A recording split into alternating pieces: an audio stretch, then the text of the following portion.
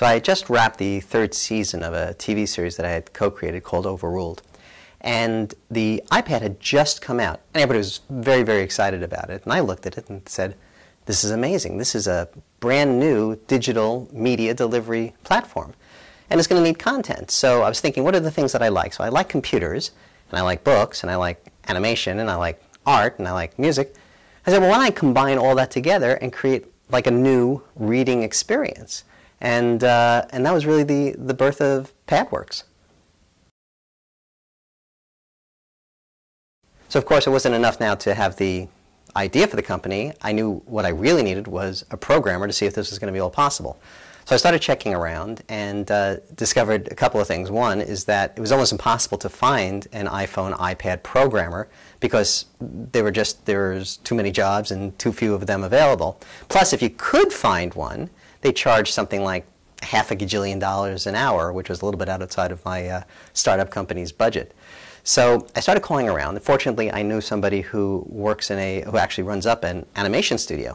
So I called him up and I said, do you have any iPhone, iPad programmers on staff? And he said, well, let me check. And he did. And he said, yeah, I do have one guy. He's the head of our 3D animation department. Do you want to talk to him? I said, sure. So I got on the phone and I said, well, I hear you do iPad programming. He goes, yeah, I do. Not only that, I've spent the last 8 years developing my own proprietary game engine to do this kind of programming. So I was like, how'd you like to become a 50% partner in a new company? And he was like, okay. And that's how I met Todd.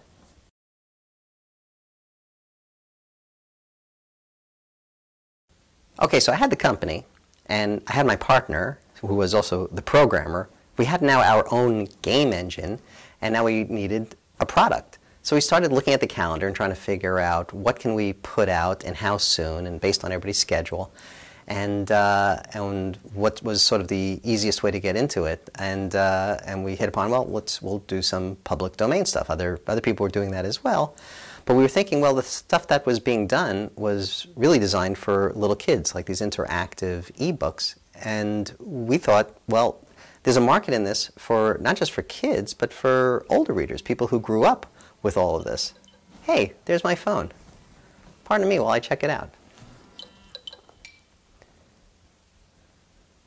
Hello? Oh, hey, hold on one second. It's my music supervisor. I have to take this.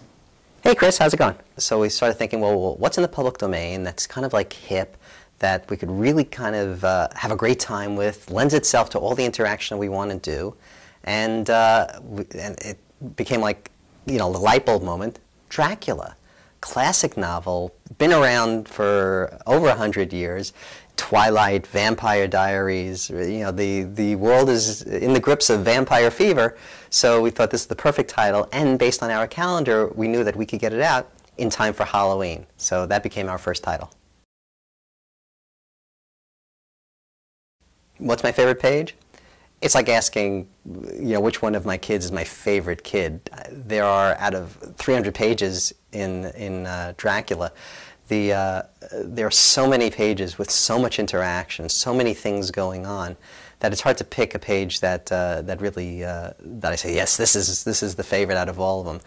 But what I can tell you is that one of the first pages that I looked at that made me think, okay, this is really cool. It was a concept page.